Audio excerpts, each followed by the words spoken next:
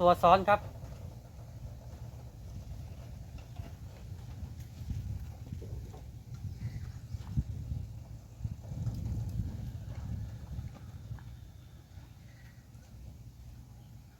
อันนี้น่าจะเข้าดีนะครับวันนี้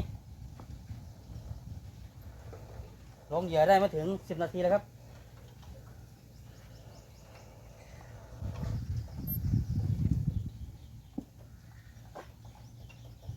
ได้มาแล้ว3 แต้ม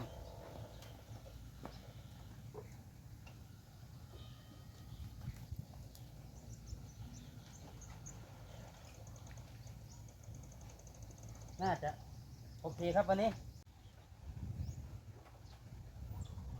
สวัสดีครับท่านผู้ชมเช้านี้ก็จัดมาแล้วครับ4 แต้มอุ้ย ในกระชังครับ4 แต้มลงได้ประมาณ10 นาทีครับตึงแล้วครับ3 แต้มครับนำก่อนจากนั้นก็1 แต้มครับน้ำวันนี้ลงเร็วครับน้ำลงน้ำแห้งเร็วมากอากาศวันนี้ลมไม่แรงครับแดดจ้าครับโอเคครับเราลุ้นกันต่อไปครับผม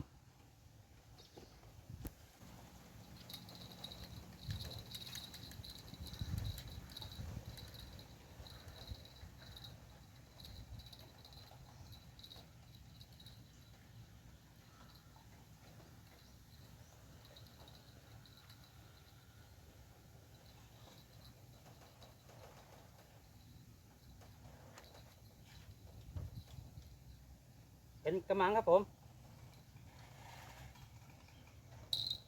กระมัง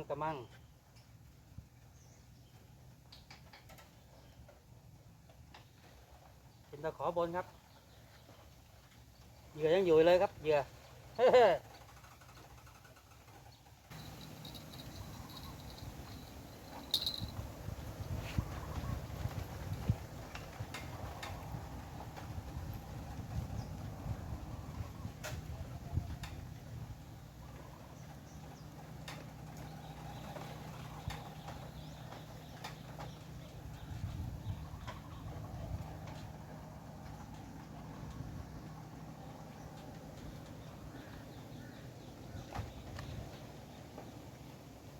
ไซส์ใหญ่กินไม่แรงครับแต่ไซส์เล็ก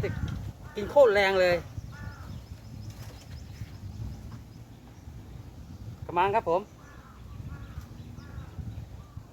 ไซส์พอดีเลยไซส์งาม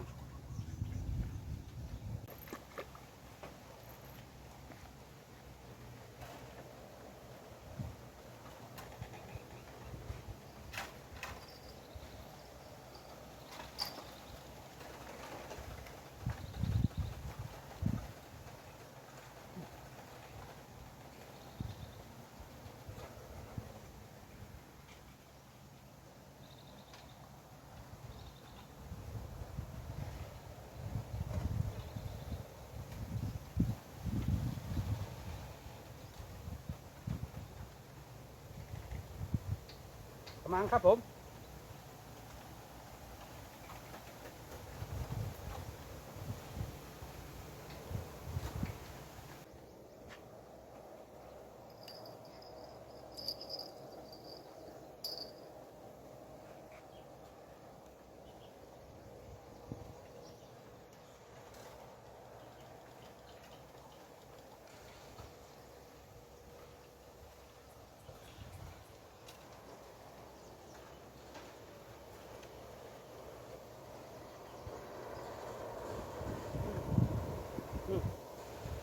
ตัวนี้กินตั้งนานแล้วครับแต่ยังไม่เอาขึ้นครับตัวนี้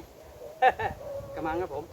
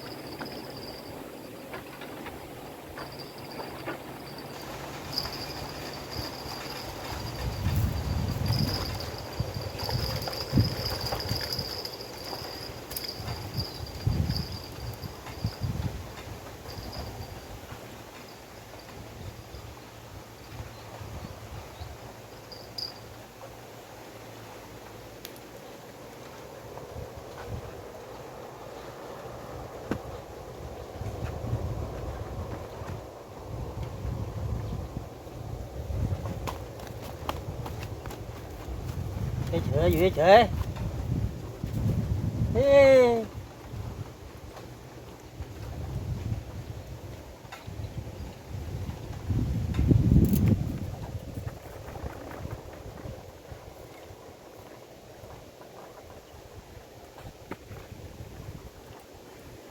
ปากกาครับผมตอนบ่ายๆครับผมใส่งามๆปากกาโอเคครับผมฮึบฮึบกินนิ่มๆฮึบ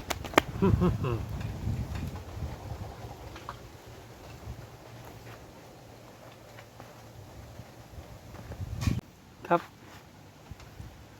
โอเคครับวันนี้ปลาก็จะเข้าช่วงเช้าครับ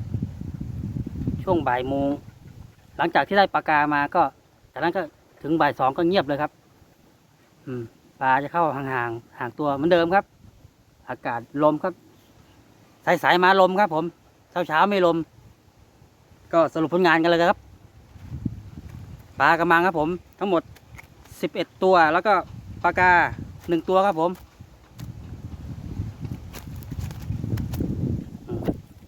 ไฮไลท์ก็เป็นปลากานะครับผม1ตัวครับ